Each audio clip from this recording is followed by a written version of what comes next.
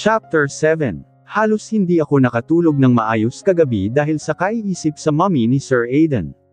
Ganon ba talaga siya? Kinikilabutan ako, para bang kaya niyang gawin ang lahat, kaya niyang sirain ang lahat. Naipilig ko na lang ang ulo ko, baka masyado na naman lang akong nag-iisip. Baka may pinuntahan lang siya malapit dito at sakto naman na nakita niya ang sasakyan ng anak niya. Bumangon na ako sa kama ko para makapagluto. Sa loob ng maraming taon ay nasanay ako sa schedule ko pero ngayon hindi ako sanay na walang gagawin pagsapit ng umaga lalo na kung duty ko ng gabi. Hihintayin ko pa ang tawag sakin ng boss ko. Mamayang gabi pa rin ang sinasabi niyang pupuntahan naming dalawa, nakakabagot naman.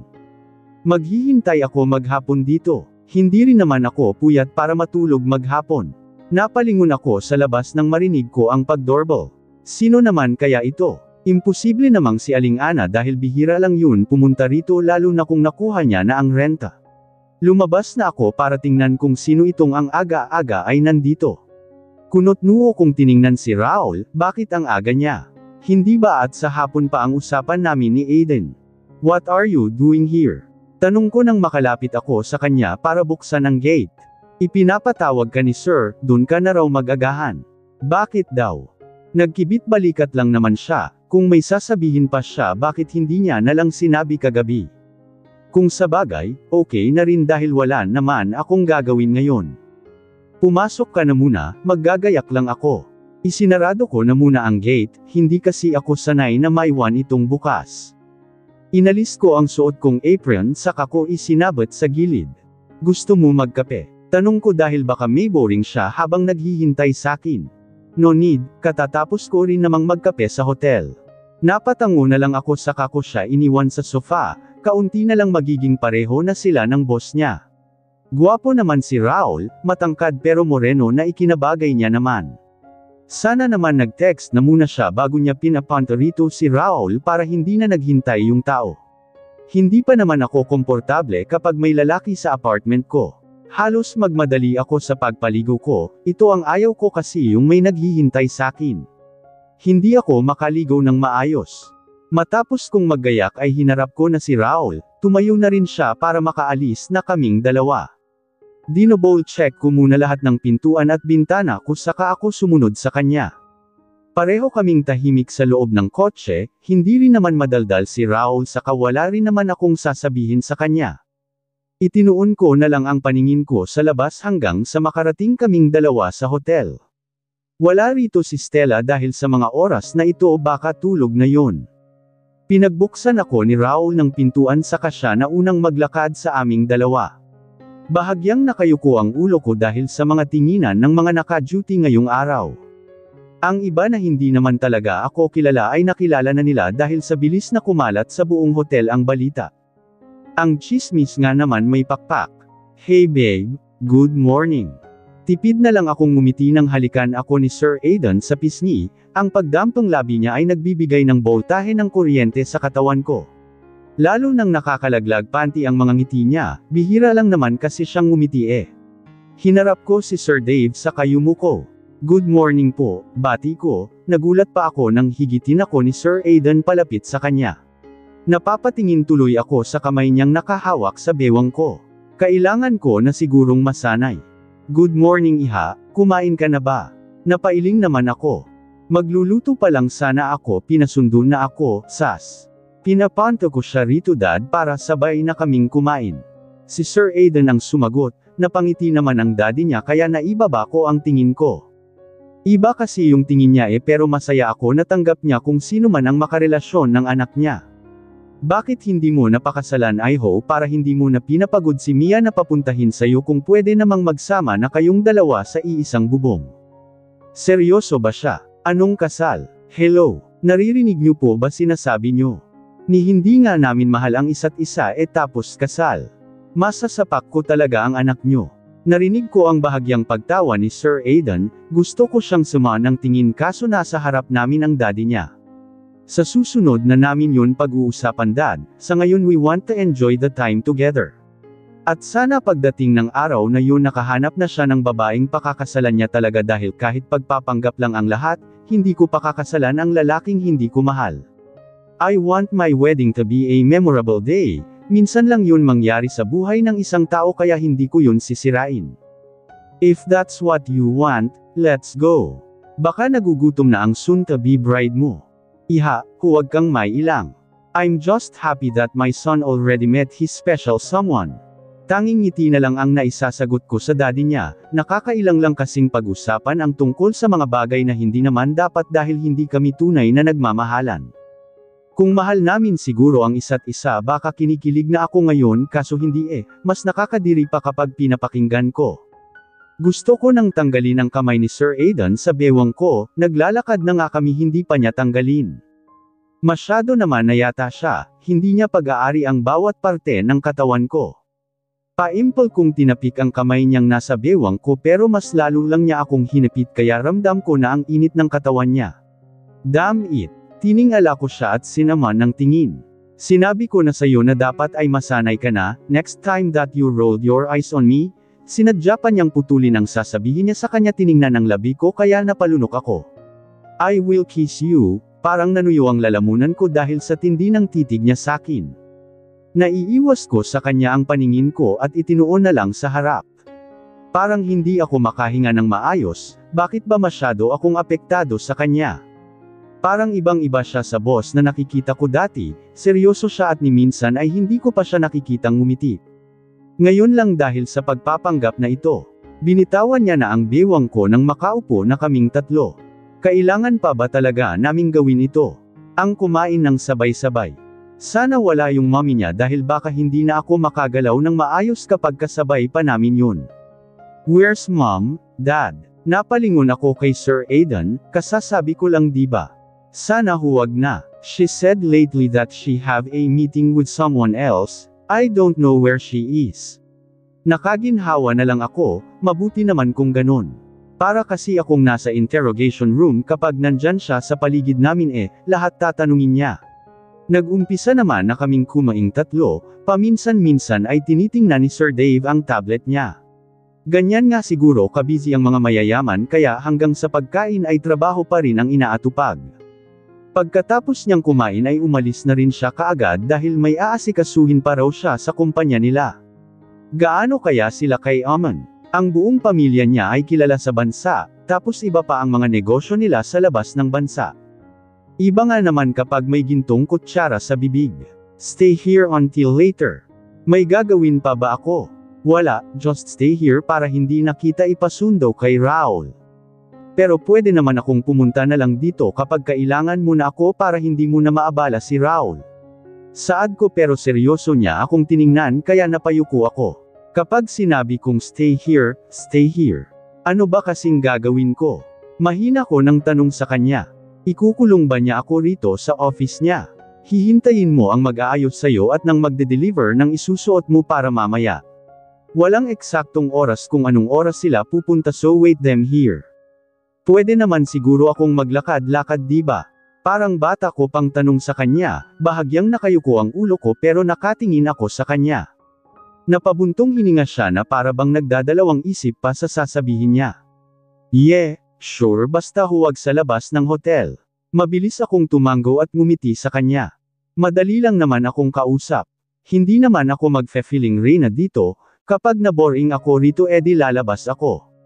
Pinanood ko siya sa ginagawa niya, ang bilis niyang magtipa sa laptop niya. Sa araw-araw ba naman niyang gamit yan malamang nasa ulo niya na ang keyboard. Isinandal ko ang likod ko sa malambot niyang sofa saka tumitig sa kisame, gusto ko nang bumalik sa dati, yung tahimik at boses at tawa na lang ni Stella ang naririnig ko. Sa totoo lang, ang hirap ipagsiksikan ang sarili mo sa mayayaman dahil iba ang mundo nila sa mundo ng mga mahihirap. Tiningnan ko si Sir Aidan pero napakunot na lang ang noo ko, kanina nandyan lang siya Nasaan na yun? Lumabas ng office niya, hindi ko man lang naramdaman. Tumayo ako saka tiningnan ang kabuuan ng office niya. Ang lawak ng office niya ay halos sakupin niya na ang buong apartment ko. Nagagamit ba niya ang lahat ng gamit niya rito? Nang may boring ako sa loob ng office niya ay nagtungo ako ng cafeteria saka bumili ng mamemerienda. Pamwesto ako sa gilid kung saan kita ko ang mga dumadaan sa labas. Ano na naman lang kaya ang naghihintay sakin mamaya? May event siyang pupuntahan at paniguradong ako na naman ang naiiba sa kanila, lahat sila ay mayayaman. Napabuntong hininga na lang ako. Akma ko sanang kukunin ng juice para inumin ng mapang-anga ako dahil sa lamig ng tubig na ibinuhos sa akin. Rinig ko pa ang tawanan nilang lahat. Yan ang nababagay sa'yo, isang basura. Porket ikaw ang fiancé ni Sir Aidan ay akala mo kung sino ka ng reyna dito. Nagpunta ka pa rito, para saan? Ipamuka sa amin na ikaw ang pinagpalang babae. Pinunasan ko ang mukha ko, wala pa naman akong dalang pamalit.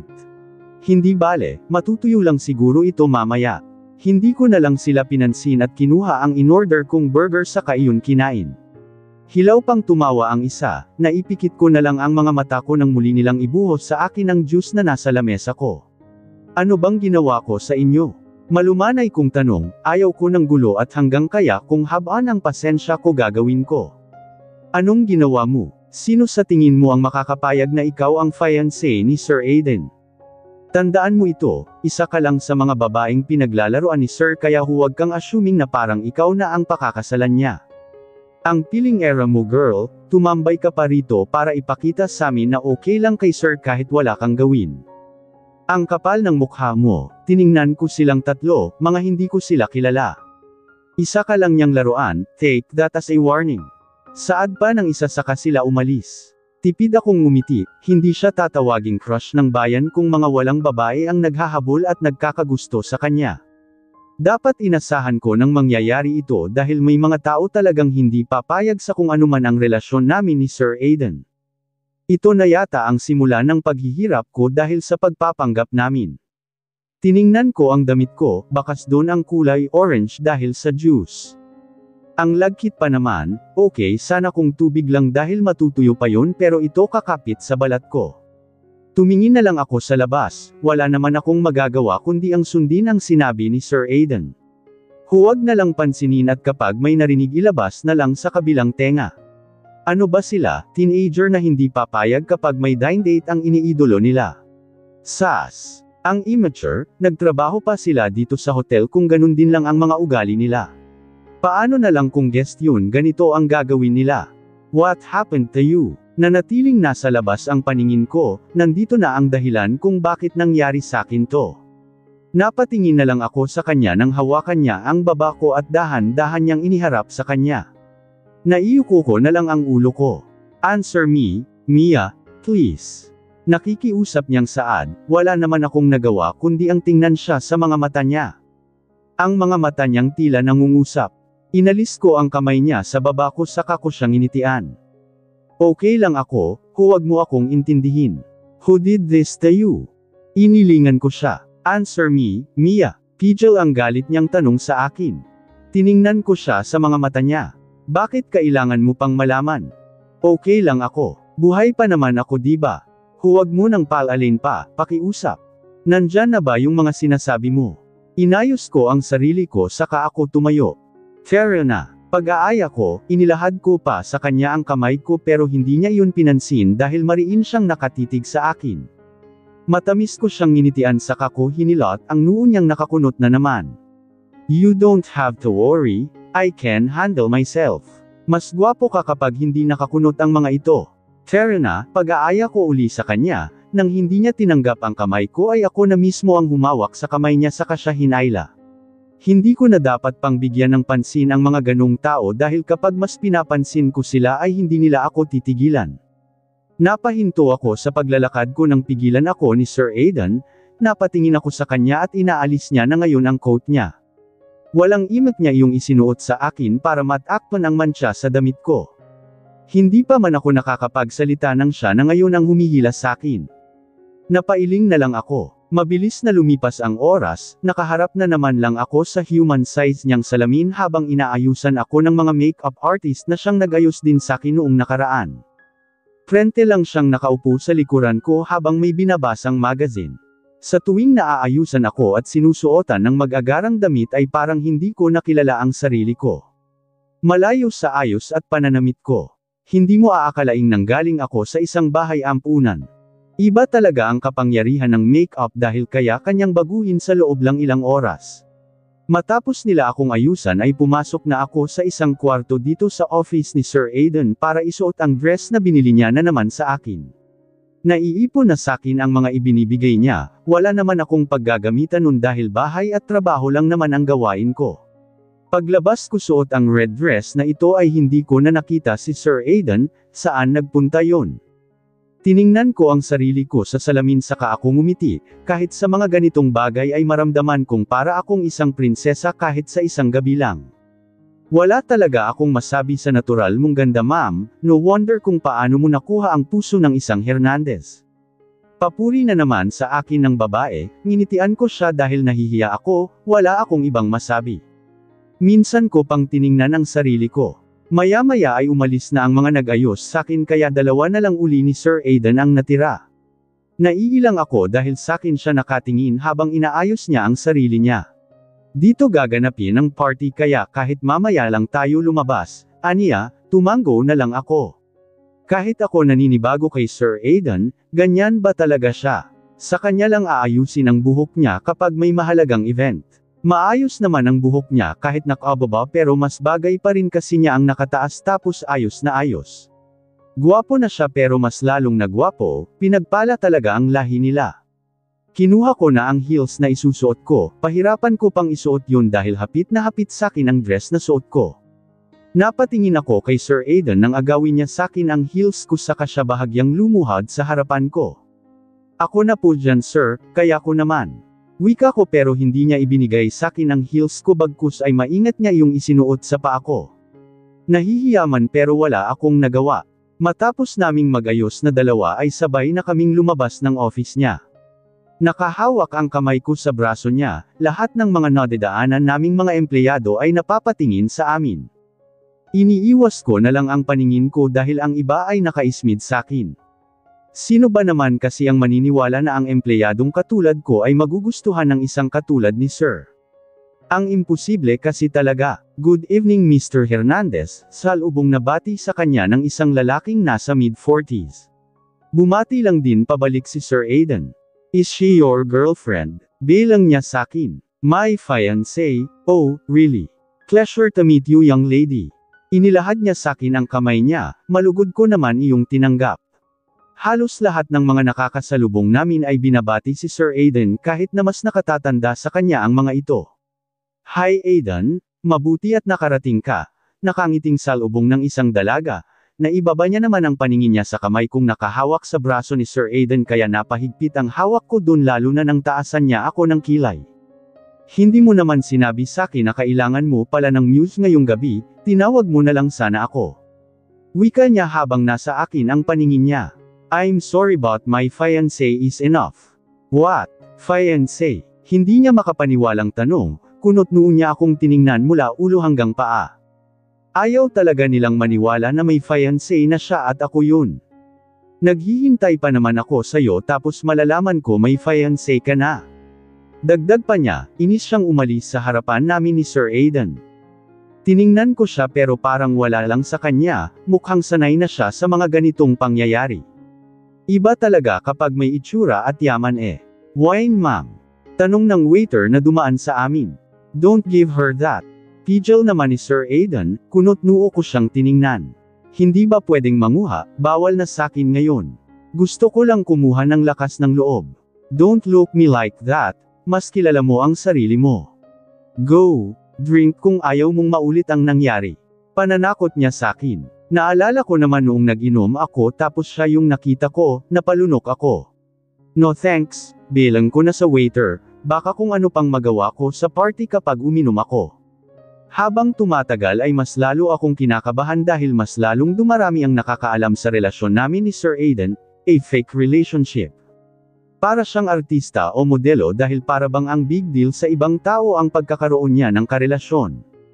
Kahit sakal na ako kagabi sa event dito sa hotel ay nakaya ko naman, should I congratulate myself. Halos mga walang pakialam ang mga may edad na sa aming dalawa ni Sir Aiden pero yung mga dalaga, malaki, mahahalata mo naman kung may gusto sila kay Sir Aiden. Ang dami rin kayang magaganda kagabi sa event sa kamayayaman na kaya ano pang hinahanap ni Sir sa isang babae. Pihikan din kasi sa babae eh.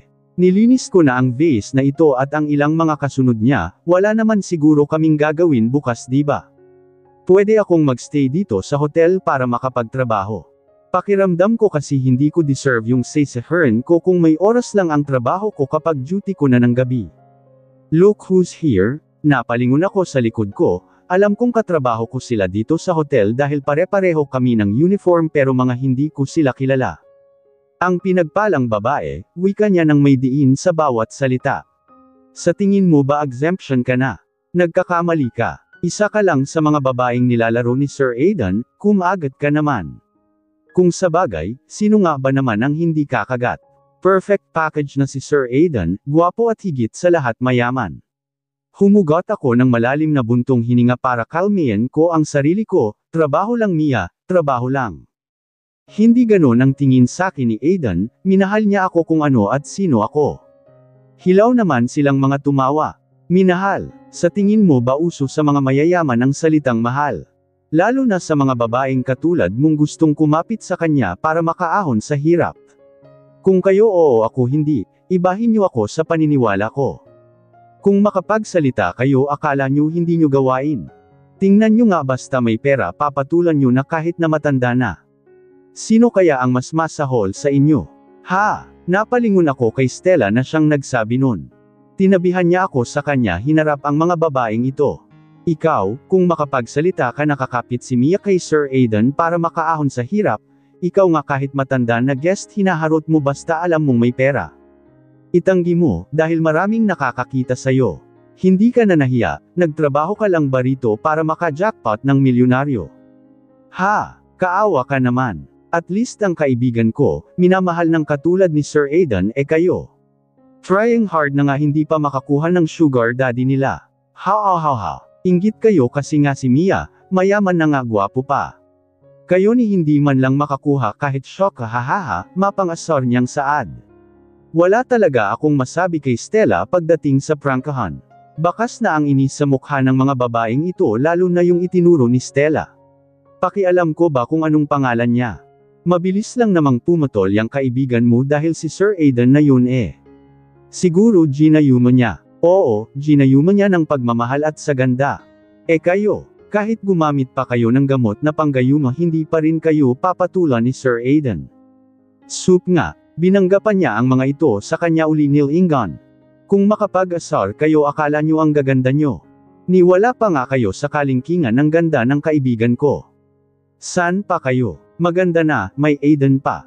Kayo, ingron lang meron ha. Nakagat ko na lang ang pang-ibaba kong labi para pigilan ang tawa ko. Ibang klase talaga itong mga sar dahil maaasar ka talaga. Hinayla na ako ni Stella palayo sa kanila at rinig pa rin namin. Ang naiinis nilang boses. Sorry, may kaibigan akong prangka Saan ba niya nakukuha ang mga pang-aasar niya sa mga ito? Naiiling na lang ako. Bakit ka ba pumapayag na minamaliit ka na lang nila?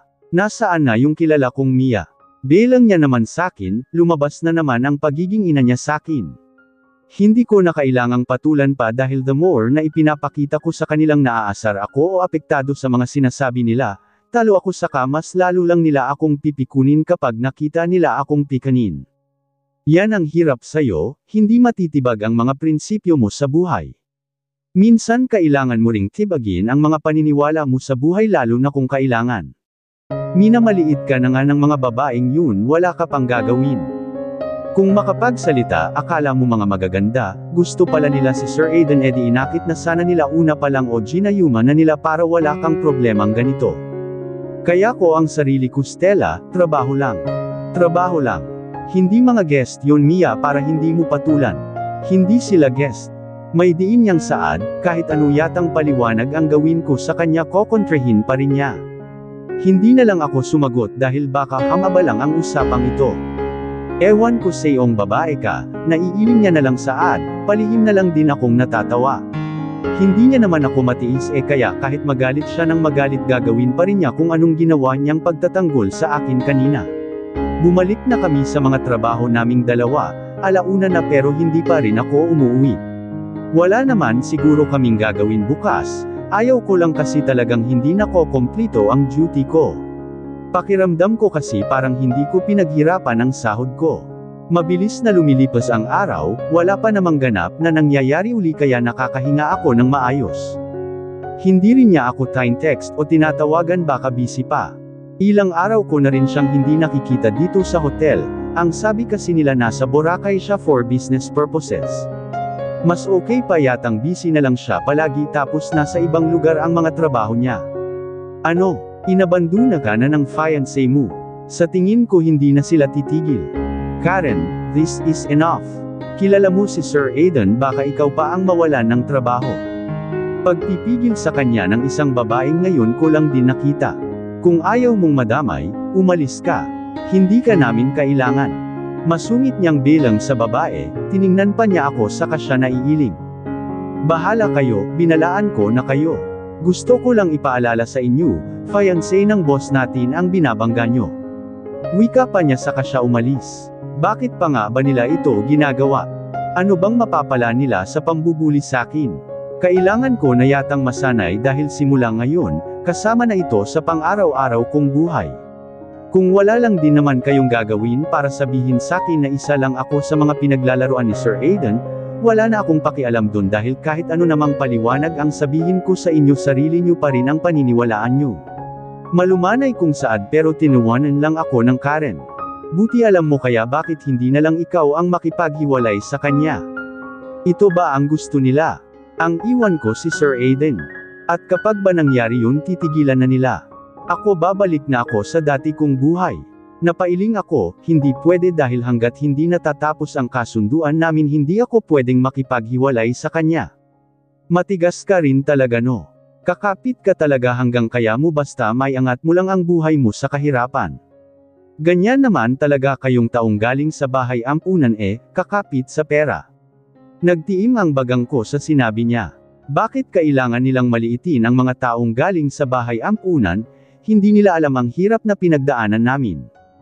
Bawiin mo ang sinabi mo, hindi mo alam kung anong pinagdaanan namin at hindi dahil galing ako ng bahay ampunan ay isa na rin akong mababang uri ng babae. Magkaiba ang bahay ampunan sa bar. Nakakuyumos na ang kamao ko, sumusobra na sila para idamay pa ang personal kong buhay. Bakit ko babawiin? Wala na yung pinagkaiba, dahil ang mga babae sa bar at bahay ampunan ay galing sa hirap kaya gagawin ang lahat makaahon lang sa buhay. Baka nga isa pa sa prostitute ang nanay mo tapos nabuntis kaya ka iniwan sa bahay ampunan.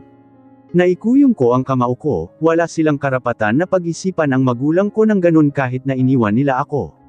Mas pinili pa rin niya akong iluwal sa mundong ito kesa ang ipalaglag noong ipinagbubuntis pa lang niya ako. Ano, tama ako di ba? Nakakahiya ang isang katulad mo na mapabilang sa pamilya ng mga Hernandez. Akma ko na sana siyang sasampalin ng may pumihil sakin. Nilingan ko kung sino ang gumawa nun, inilingan naman ako ni Ace. Hinawakan niya ang kamay ko sa kanya iyon pinagpegan na akala mo may dumi.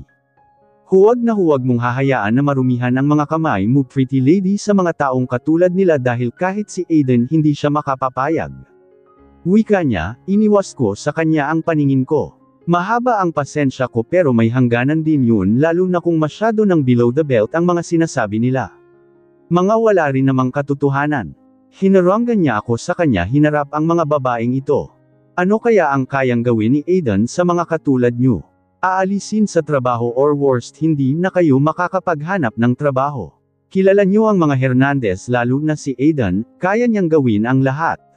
Ano kayang mararamdaman niya kapag nalaman niyang inaapi ang kaisa-isang babaeng nagpapatibok ng puso niya? Mas higit pa kaya ang gagawin niya sa inyo? Tila pananakot niyang saad sa mga babaeng ito. Napalunok naman yung Karen. At sino ka naman? Nangingialam ka sa away ng babae. Nagtatapang-tapangan niyang saad kahit na halata namang natatakot na rin siya. Sumili ang isang ngisi sa labi ni Ace sa kadiretsyong tiningnan sa mga mata si Karen. Guess who? Ang kaisa-isang pinsan ni Aidan. Napaisip pa si Karen kung sinong pinsan ni Sir Aidan. Kaysa-isa, ibig sabihin maliit lang talaga ang pamilya nila. Siya si Sir Ace. Bahala ka na dyan Karen. Mabilis na tumakbo ang dalawa niyang kasama nang makilala na nila si Ace. Dahan-dahan namang umatras si Karen. Minsan ko pang maabyutan na ginagawa niyo ito kay Mia at minsan pang malaman at marinig ko sa ibang empleyado rito, magtago ka na. Seryoso niyang saad kay Karen, mabilis na tumakbo si Karen papalayo sa aming dalawa. Masyado niya naman ng tinakot. Napabuga na lang ako ng hangin, hindi ko pa rin makontrol ang sarili ko pagdating sa buhay ko. Masyado ng personalan ang mga sinasabi nila, makakaya ko naman kapag tungkol lang sa relasyon namin ni Sir Aidan kaso pinepersonal nila ako. Kapag ipinapakita mo kung ano ang kahinaan mo mas lalo nilang gagamitin yun para galitin ka. Kung gaano kahaba ang pasensya mo sa mga guest dapat ganun ka rin kapag binanggit na ang tungkol sa buhay mo. Naiuko ko ang ulo ko dahil nakakahiya sa kanya, naabutan pa niya ako sa ganitong sitwasyon. Let's go, ihahatid na kita. You're so stubborn Mia. Hindi ba at sinabihan ka na ni Aidan na hanggang alas 11 ka lang sa gabi? Naiiling pa niyang saad, ano ba kasing ginagawa niya rito ng ganitong oras? Masyado nang malalim ang gabi at ilang oras na lang ay lilito na naman ang haring araw. Huwag mo akong tingnan ng ganyan, ibinilin ka sakin ng pinsan ko. Gusto ko pang mabuhay ng matagal kaya sumusunod lang ako. Dagdag pa niya, wala naman akong sinasabi. Hinailan niya na ako papasok ng elevator. Mula sa likod ko ay tiningnan ko siya, halos pareho lang sila ng katawan ni Sir Aidan, magkasing tangkad lang din silang dalawa. Kung ganun, pareho silang only son ng magkapatid ding Hernandez. Maaaring magkapatid na ang turingan nilang dalawa dahil sila lang naman ang magpinsan Thank you nga pala, pasensya na rin sa abala. Nahihiya ko pa ring saad sa kanya habang naglalakad na kami rito sa lobby. Wala kang dapat ipagpasalamat, dapat kanina ko pa chinek kung nakaalis ka na pero masyado akong naging nakampant na susundin mo si Aidan kahit wala siya sa paligid mo. Naiiling at natatawa niyang saad, nang makarating kami sa isang kotse ay hinarap niya ako. Hindi ko akalain na makakatagpo si Aidan ng babaeng katulad mo, stubborn at walang pakialam kahit na si Aidan na ang nagutos. Should I be happy dahil nahanap niya na ang babaeng tatapat sa kasungitan niya or should I be envy dahil wala ka ng katulad? Napatitig ako sa mga mata niya, ano bang ibig niyang sabihin? Wala na ang ngiti sa labi niya, seryoso na siya at nakatitig lang siya sa mga mata ko. Ako na ang unang nag-iwas ng tingin sa kanya saka kunwaring tumawa. Hindi ko siya maintindihan. Get in, ihahatid na kita. Hindi na, mag-aabang na lang ako dito. Masyado na akong nakakaabala. At sa tingin mo sisikatin pa ako ng araw mamaya kapag nalaman ito ni Aidan. Maawa ka sakin Mia. Tiningnan ko siya at nakanguso na siya ngayon, how cute. Binuksan niya na ang pintuan kaya wala na akong nagawa kundi ang pumasok dahil sa tingin ko hindi niya naman ako titigilan kung hindi ako papayag. Sa susunod sundin mo na lang si Aidan, look what happened lately. Hindi ko naman mapipigilan ang mga ganung pangyayari, hindi ko hawak ang mga isip nila para pigilan ko sila sa gagawin nila. I know pero kaya mong pigilan kapag nakaiwas ka, kapag maaga kang nauwi kahit anong gawin nilang paghahanap sa iyo hindi ka nila makikita. Itinuon ko na lang ang paningin ko sa labas, ganun na ba ako kaina sa paningin nila para taguan ko na lang ang mga babaeng katulad ni Karen. Hindi ko sinasabing you're so weak to avoid them Mia, you're just fragile pagdating sa buhay mo ang usapan. Tila ba nababasa niya ang iniisip ko? Tanging tango na lang ang nagawa ko. Alam kong masyado akong nagiging mahina sa tuwing binabanggit nila ang tungkol sa pamilya ko, ang pag-isipan nila ito nang wala namang katotohanan. Masakit pa rin naman sakin yun dahil naniniwala akong may magandang dahilan ang mga magulang ko kung bakit nila ako iniwan pero hindi na ako umaasang babalikan pa nila ako. Bumaba na ako nang makarating kami sa harap ng apartment. Have a good night Mia, wika niya. Nginitian ko siya saka ako bahagyang yumuko. Maraming salamat sa ginawa mo kanina at sa paghatid, sana makabawi rin ako sa susunod. Hihintayin ko ang pagbawi mo sakin. Pumasok ka na saka ako aalis. Tumango na lang ako saka ako pumasok ng apartment, hindi ko na siya nilingan. Dumiretso na akong nagbihis saka nahiga sa kama ko. Kaya ba hindi siya nagtitext sakin dahil ibinili niya ako sa pinsan niya? Bakit pa niya yun ginawa? Hindi naman na ako bata para pabantayan pa niya, sas. Dumaan na naman lang ang maghapon, naririnig kong dumating na si Sir Aidan pero hindi ko pa siya nakikita. Wala pa siguro siyang kailangan sakin kaya hindi pa siya nagpapakita. Lalapitan lang naman ako noon o ay papasundo kay Raul kapag may kailangan siya. Tara na kumain, nagugutom na ako. Kanina pa nanginginig ang mga tuhod ko dahil sa gutom. Hinayla na ako ni Stella kaya naiwan na naman lang ang trabaho ko. Bakit ba kasi hindi ka kumain kanina, mamaya makita tayo ni Miss Red? Hayaan mo siya, takot niya lang mapag-alitan ni Sir Aidan. Magagalit ba yun kasama ko ang fiancé ni Sir? You're using me as a excuse na, Stella.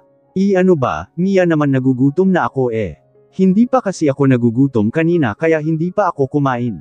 Sige na please, parang bata pa niyang reklamo, wala naman na akong nagawa kundi ang sumama sa kanya. Kaming dalawa lang ang tao dito dahil dapat naman ay nakakain na kami bago kami pumasok para hindi na kami naaabala sa trabaho namin, pero may isang matigas ang ulo. Hindi ka kakain. Ang sarap pa naman ng pagkain. Inilingan ko siya. Busog pa ako, ikaw bahala, uubusin ko talaga to. Nelang na lang ako, kunwari diet, pero hindi naman kayang pigilan ang tiyan kapag nagutom. Binantayan ko siya hanggang sa matapos siyang kumain, mabuti na lang at walang nakakita sa amin dahil baka kapag meron magsusumbong na naman lang sila. Sa trabaho, hindi talaga maiiwasan ang may sip-sip. Nang sumapit ang 11:00 ay nagpaalam na ako kay Stella, sundin ko na lang siguro ang sinabi ni Sir Aidan at ni Ace, hindi naman dahil sa duwag ako, sadyang gusto ko lang iwasan ang gulo hanggat kaya ko. Palabas na ako ng hotel nang may manghila sakin. Nilingan ko kung sino yun pero walang imak niya akong hinayla saka isinakay sa kotse niya. Hindi na ako yumangal nang si Sir Aidan ang nanghila sakin. Sunod na lang ako sa Agus. Nililangon ko siya paminsan-minsan pero diretso lang ang tingin niya habang salubong ang mga kilay niya. May nangyari ba? Hindi ko na lang siya tinanong, idinala niya ako sa isang tahimik na lugar at nanagpa ng ilang minuto ang katahimikan bago siya nagsalita. I'm sorry. Unang mga salitang lumabas sa bibig niya, nilingan ko siya at nagbago na ngayon ang ekspresyon ng mukha niya. Tila ba naaawa? Naaawa. Wala naman sa bokabularyo niya ang salitang awa. For what? Iwas kong tanong, hindi ko matagalan ang mga titig niya. Nalaman ko kung anong ginagawa sa iyo ng ibang mga empleyado sa hotel and I'm sorry about that. Nagsumbong ba si Ace? Isa pa yun, bakit kailangan pa niyang sabihin ang tungkol sa bagay na yun? Normal lang yun, buhay pa naman ako kaya wala kang dapat ikabahala. Tell me, who are them? Hilaw akong natawa. Para ano? Gamitin mo ang posisyon mo para lang sakin. Bakit hindi ka na lang mag-focus sa misyon mo? This wouldn't have happened to you if it wasn't for me. At hindi rin naman ako makakabayad sa bangko kung hindi dahil sa'yo. But I can't find a woman like you to be my fake fiancé. Marami lang dyan. I know, pero wala nang katulad mo, dahil alam mong wala akong gusto sa'yo. Hindi naman ako papayag sa kasunduang ito kapag hindi lang nangyari ang tungkol sa bangko. Isinusumpa talaga kita, Jackson. I just want to say sorry, Mia, hindi ako sanay kaya bahagya akong tumawa, hindi ako sanay dahil masyado siyang seryoso ngayon. Mas gusto ko pa yata ang pagiging bossy niya. Kasama ito sa trabaho ko, sabi mo nga kailangan ko silang ituring na parang guest at kailangan kong habaan ang pasensya ko, kita ko sa gilid ng mga mata ko ang paglingon niya sakin. Hindi mo kailangang maawa dahil wala akong pambabayad sa pera mo kapag naghanap ka. Abala sa pagtatrabaho si Mia nang may biglang nagbaba ng iced coffee sa kanya, tiningnan niya kung sino ang nagbigay nun at automatiko siyang napatingin sa paligid niya nang si Aidan ang nakita niya. What are you doing? They are watching us. Mahina ngunit may diin niyang saad, nagkibit balikat lang naman si Aidan na akala mo wala lang ang ginawa niya. Napapatingin sa kanila ang ibang empleyado. I don't care if they are watching us, go on watch us. Much better. Naipikit na lang ni Mia ang mga mata niya, gaano ba kakulit ang isang Aidan Hernandez. Sumilay ang isang ngisi kay Aidan dahil ramdam niya ang pagkailang ni Mia lalo na at nakatingin sa kanila ang ibang empleyado. Oras pa ng trabaho ko, sir, malumanay niyang saad. So, I'm the boss here, so I'm the one who will decide if your work hours and I can do what I want. I just miss you, babe. Miss me. Ilang araw akong nawala, so you should miss me. Naiuyo ko na lang ni Mia ang ulo niya dahil sa kahihiyan na nararamdaman niya. Ano ba kasing nak-a ng boss nila ngayon at ganito ito, Kal Andy. Rinig na nila ang ibang hajihika ng ibang empleyado na mga kinikilig at mas lalo pang natutuwa si Aidan sa bagay na yun. Bumantong hininga si Mia sa kangumiti at hinarap si Aidan.